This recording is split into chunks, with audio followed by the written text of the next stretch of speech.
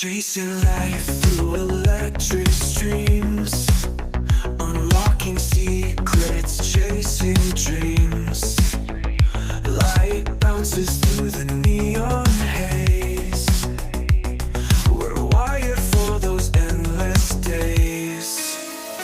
Biohack the beat, let it flow at night. Every cell ignites in the glowing light. Longevity spark we're chasing now. Feel the rhythm. Hello everybody. Welcome to the Biohacking Consultant, where we're rooted in health, focused on results. I'm your host, Dr. F. And I'm super excited for this one because this is our first full-length episode. And we got a brand new theme song. I think it's a banger. Probably the best thing I've created, to be honest with you. It's a great song. Let me know what you think. I may play around with it a little bit, but I think I've settled on it for now. Time surrenders, we won't fall.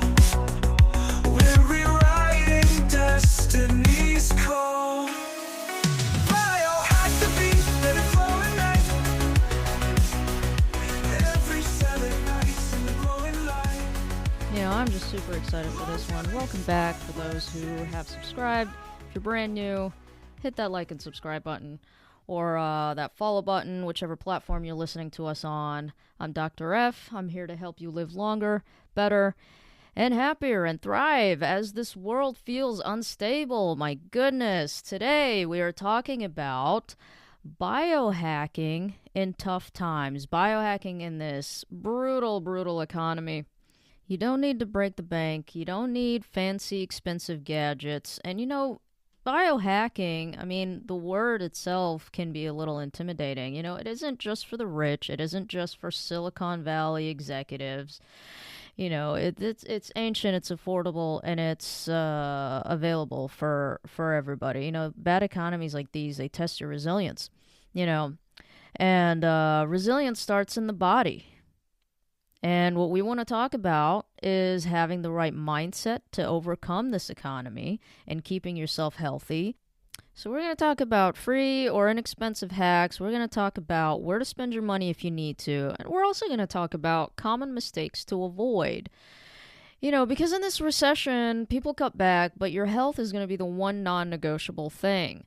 If you have good health, you also have fewer medical bills, fewer missed work days, and more mental clarity. There's a quote that says, when you own your freedom, or when you own your health, rather, you own your freedom.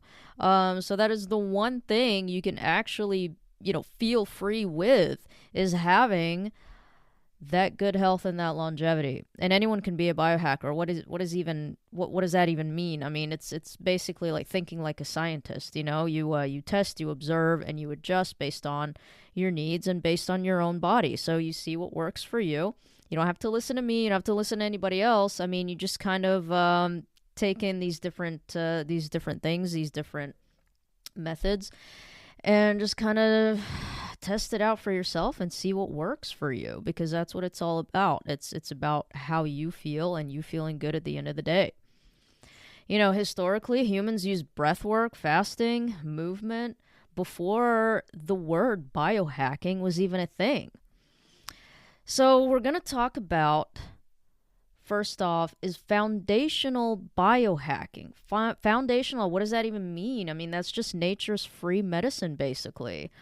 Now, one of the most important and obvious foundational biohacks is sunlight. The sun. Why is the sun so important? It regulates so many things in our bodies. One of those very important things, of course, is melatonin. And we've all heard of melatonin. It's basically the sleep hormone, quote unquote. It's your body's natural sleep aid. When it gets dark outside, your brain releases melatonin, help you fall asleep. In the morning, sunlight will help regulate that melatonin, decrease production. Now, how does that work? Basically, the sunlight will hit special cells in your eyes. Now, these special cells are not for vision. They're specifically designed to basically detect light. And what they do is they'll send signals to your brain's internal clock telling your body it's time to wake up. Morning light is so important. It literally resets your body clock. If you're not getting enough daylight, especially early in the day, you're going to feel groggy, wired at night, completely out of sync. And that's why in the darker months in the winter, you get these winter depression and seasonal affective disorder, as they call it. Which brings us to sunlight and serotonin. Have you noticed how your mood just improves on a sunny day? That is not in your head, my friend. That is chemistry. There's a chemistry behind that. Basically, sunlight will boost the production of serotonin, and that's the brain chemical that helps you regulate mood, focus, and happiness. Basically, when your eyes detect bright light, especially from the sun, it helps your brain make more serotonin. And of course, as we know, people with low serotonin are likely to experience depression. And unfortunately, will go on things like SSRIs, which are selective serotonin reuptake inhibitors, or, do light therapy, which basically mimics the sunlight when you could just get the real thing. Go outside. Play outside. Get some sunlight. All it takes is 10 minutes a day. I'm not even telling you to go outside and burn yourself. For those who are prone to burning or tanning or whatever, it's 10 minutes a day. Get your serotonin, get your vitamin D. And that's what I'm going to talk about next is vitamin D. So that is actually more of a hormone than a vitamin.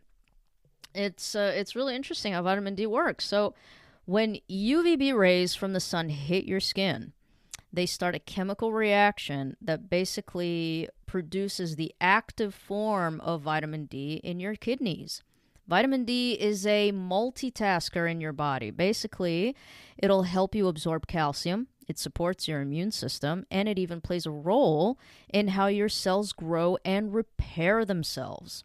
Okay? But here's the thing. Many people don't get enough sun exposure to maintain healthy vitamin D levels. Even me, unfortunately, I'm one of those people. I'm basically outside all the time in the warmer months, fishing and golfing and doing all that stuff. But I still need to take my vitamin D supplement. So it's okay to supplement certain things that you'll need. And we'll have an episode all about supplements, all the different kind of supplements that you might want to go ahead and invest in. But that is not today's episode. We're going to keep it moving here and talk about how cortisol is affected by sunlight. So basically, cortisol is your quote-unquote stress hormone, and they call it that because if it's dysregulated because of an improper circadian rhythm, that could basically lead to chronic fatigue, mood swings, increased stress, blood sugar dysregulation, and even weight gain. Have you heard of people gaining weight because of their high cortisol levels?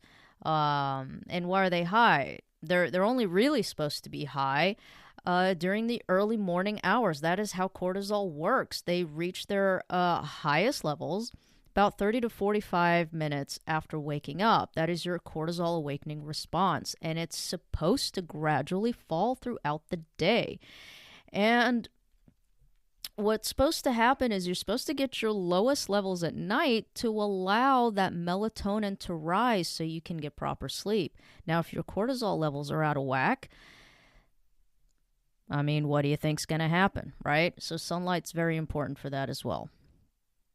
Now, some recent studies out there have shown that light exposure, especially obviously sunlight is what we're talking about here, can also affect reproductive hormones. Sunlight can improve testosterone levels in men, and in women can help regulate ovulation and hormone balance. And essentially how it does that is through the production of vitamin D and melatonin, because they do play a role in reproductive hormone production, which will basically increase your fertility. Now, next after sunlight, and probably even more important, is sleep. Sleep, guys. That is your brain detox and repair. During deep sleep, your brain activates a glymphatic system. Glymphatic with a G. That's basically your cleanup crew that flushes out cellular waste. And why is sleep so important? Because REM sleep is crucial for memory consolidation, creativity, emotional processing. Humans need anywhere between 7 to 9 hours of sleep.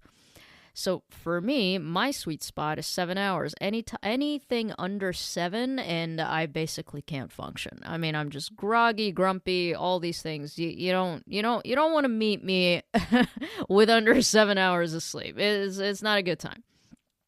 So 7 to 9 hours. I like to sleep like a baby. Sleep.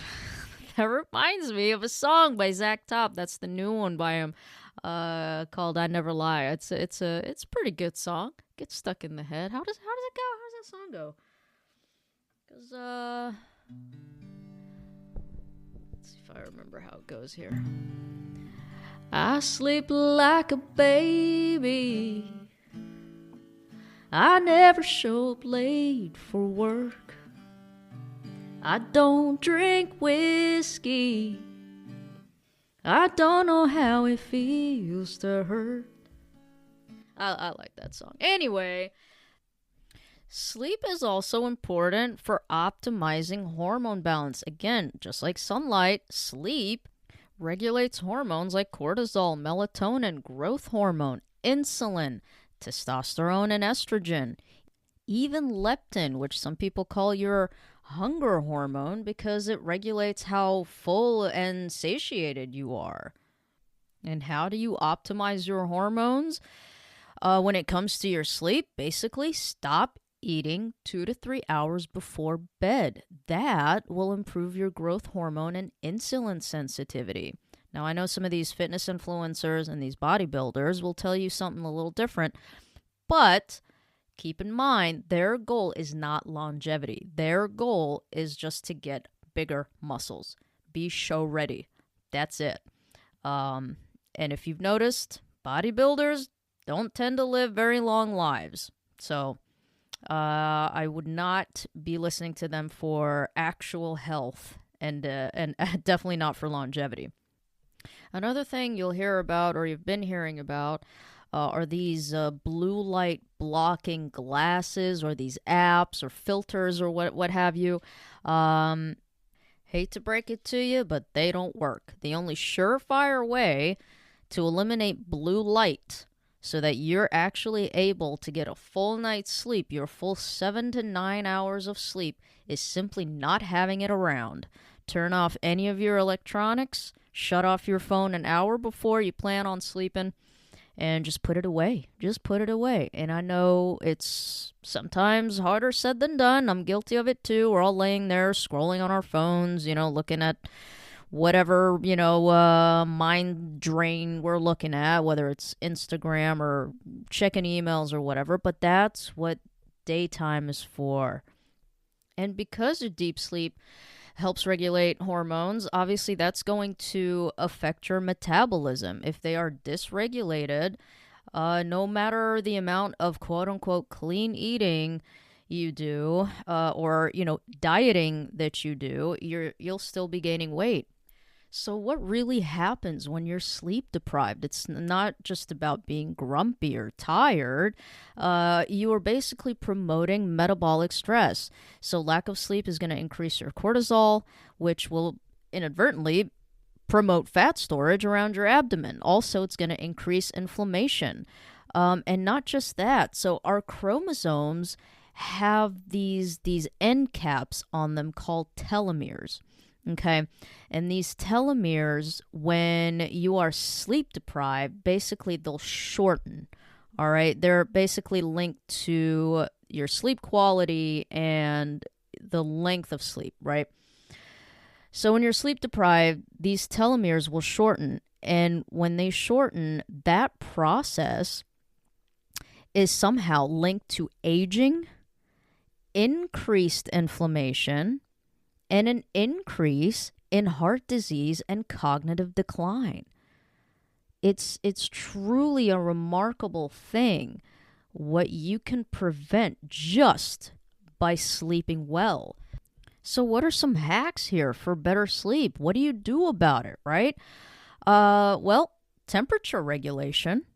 That's one thing you can do. There's some tools. There's some called a chili pad or 8 sleep. They're For temperature controlled sleep, some people use wearables to track their sleep, like Aura Rings, Whoop.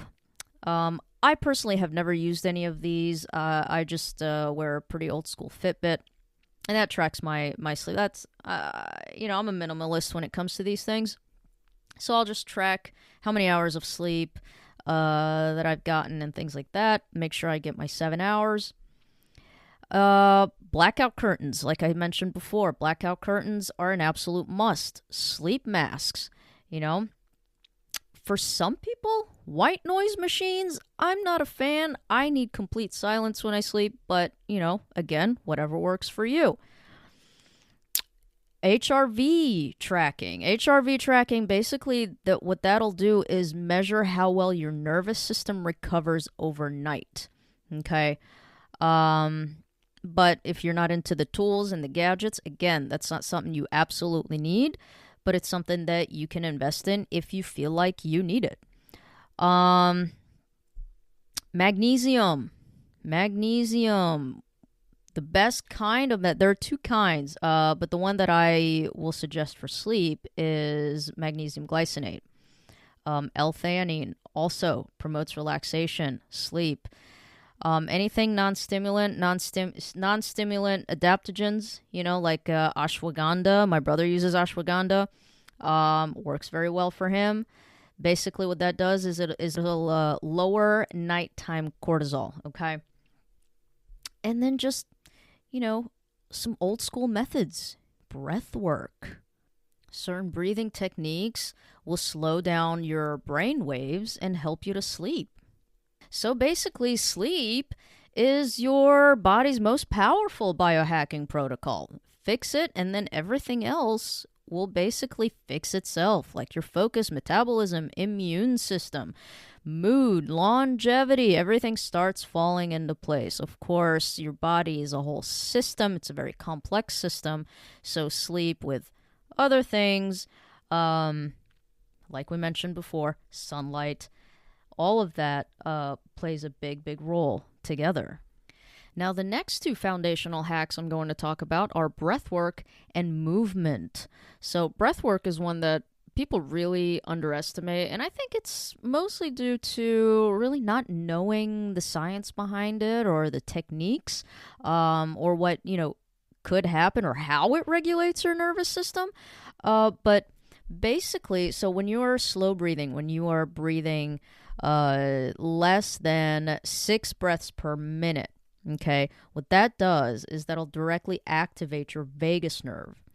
Okay, and what that does is it'll increase your HRV. And I know I mentioned HRV before, and I should have probably explained what that is. So HRV is a heart rate variability. I apologize for not mentioning that earlier.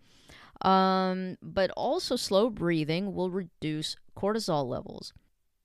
So there are a number of different techniques that you could try depending on your goal. For example, if you want to lower stress and anxiety, you could try box breathing. So box breathing basically has been effective for managing anxiety and stress. Insomnia even might aid in some pain management. So what that is basically a structured breathing pattern. Basically, you inhale, hold, and then exhale for an equal amount of duration. Okay, so for example, you breathe in for a count of 4, so 4 seconds, hold it for 4 seconds, and then exhale 4 seconds, and hold it again for 4 seconds. So that's why it's called box, because you're doing all these in an equal length of time.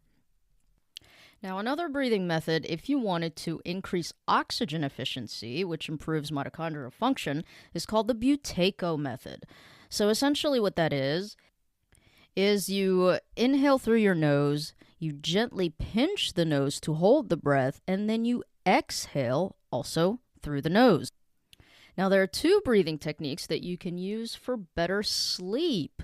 One is called resonance breathing. So basically, what that focuses on is achieving a slow and steady resonant breathing pattern. So typically, what you want to do is inhale and exhale for a similar duration. So you want to basically breathe 5 to 6 breaths per minute. So it's essentially just slow breathing. Inhale, exhale. And then the other method is going to be 4-7-8 breathing. So essentially what that is you inhale for 4 seconds, you hold for 7 seconds, and then you exhale for 8 seconds. A breathing technique to help boost focus is basically nasal alternating. Okay, so you want to inhale left, exhale right, and reverse. So this one is supposed to boost your focus. Now, the next one might be a little bit more difficult. The ones that we just talked about focus more on hypoventilation. This one focuses more on hyperventilation, and it's supposed to increase your energy. This one is called the Wim Hof method. Essentially, you want to find a really comfortable position, very quiet, relaxed place. You want to take 30 to 40 deep breaths. Okay, but you want to focus on more rapid breathing this time, okay? Then you want to hold your breath. After those deep, rapid breaths that you just took, and you hold your breath until you feel the strong urge to breathe. Once you do, you take one deep breath and you hold it for 15 seconds. And then release. Okay, and then you want to do that for about 3 or 4 times. Some people will do it while they're doing like ice baths, cold showers. Like the cold exposure thing that's been really big lately. So it tends to help a little bit with that. And now movement. Movement is a foundational biohack. Basically, it enhances energy, brain function, metabolism, and overall longevity. And I'm not even talking about intense or crazy, workouts. I'm talking about consistent, low-intensity movements like simple walking or some mobility work. So biohacking movements aren't like, the whole no pain, no gain sort of mentality that you have in bodybuilding or what's the other one? The powerlifting, things like that. What these movements really focus on are more smart, consistent activities rather than intensity, right? So we're not talking about HIIT training or things like that. Basically, we're talking about light, frequent movements like zone 2 cardio, okay? So zone 2 cardio is just like we said. It's like, simple walking, even some yoga.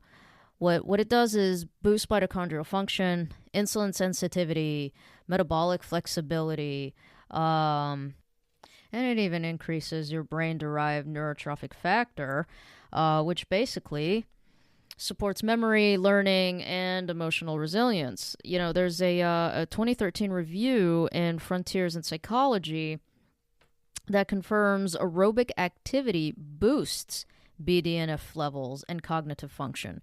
It's actually kind of funny, and this is just kind of a theory of mine. It's probably one of the reasons people were just happier in the 80s, because they were always doing these aerobic exercises. So, their BDNF levels were probably through the roof.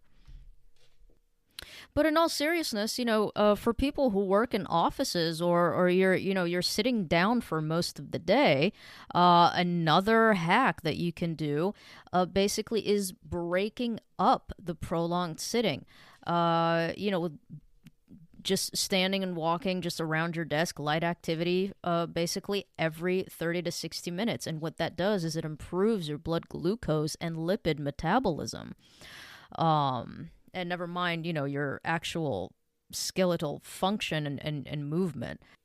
Another thing that movement and exercise does is basically it activates anti-aging genes like PGC1 alpha, SIRT1. I mean, these basically promote mitochondrial biogenesis and cellular repair. So it's basically, that is firm anti-aging right there. And also preserves your telomeres and your muscle mass. Remember, we talked about telomeres before and how shortening them, is not good, and that increases inflammation and aging. Here, when you talk about movement and exercise, what it does is the opposite. It actually elongates your telomeres, and that is a key marker of healthy aging, is when you have longer telomeres on your chromosomes.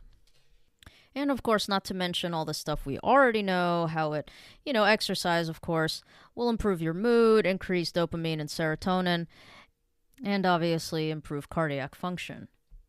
So with all that being said, what should you invest in? What should you avoid? What are some smart things to get started with? Basically, the first thing I would suggest is whatever helps you optimize your sleep. I'm talking good blackout curtains, maybe some mouth tape if you need it, and some magnesium glycinate. Second, maybe some targeted supplementation, but only after you've actually tested your levels, your hormone levels and your metabolic panel. So, your kidney function, liver function, things like that. Just basic blood work, so that you know what you're lacking in and what you actually need to supplement. I also want to leave you with some mental biohacks for hard times. I mean, we were talking about a bad economy. Maybe you're listening to this, podcast when the economy is far better and you're just having a hard time personally. So for whatever hard time you're having, good habits to have. One thing I would say is practice gratitude. So 3 things that you're grateful for every morning. Stress inoculation, which, includes cold therapy, fasting, exercises that aren't just physical, like mental exercises, cognitive reframing, view economic hardship or any kind of hardship as a training phase. This is your training period to get better. Health is an investment you absolutely cannot afford to skip out on. I want to challenge you guys. I want you to pick one of the biohacks that we talked about today. One free biohack from the foundational list that we talked about today. Commit to it for 7 days. And let me know. Let me know how that worked out for you. You can reach us by email, fafadvisory@gmail.com. I am your biohacking consultant, Dr. F, and this is an extension of my wellness consulting firm, FAF Advisory. What we do is we transform the modern workplace through innovative science-backed wellness strategies. Basically, we specialize in employee wellness, functional medicine, and stress management. So we offer organizations the tools they need to create healthier, happier, and more productive teams. And as part of my passion and personal mission, I've also founded the Fatani Autoimmune Foundation. Our mission is to provide support for patients in need with autoimmune disorders, educate the public on these disorders, and foster greater awareness. We also aim to fund vital research to advance treatments and find cures for autoimmune disorders. And hopefully, through advocacy, collaboration, and compassionate care, we strive to create a future where autoimmune diseases are diagnosed early, treated effectively, and one day eliminated. So that is what we envision. That is what we hope for. This is a non-profit. Any donation that goes to this foundation, Fatani Autoimmune Foundation, is in fact tax deductible. And you can make a difference at donorbox.org/Fatani. That's FATANI autoimmune foundation. I will leave the link in the bio as well. And leave the rest up to you. So this has been the Biohacking Consultant, and I hope you learned something today and benefited from it. Join us every Friday for a great educational and super fun episode. I look forward to these every Friday. Look for us next Friday. It's been a blast, y'all. Later.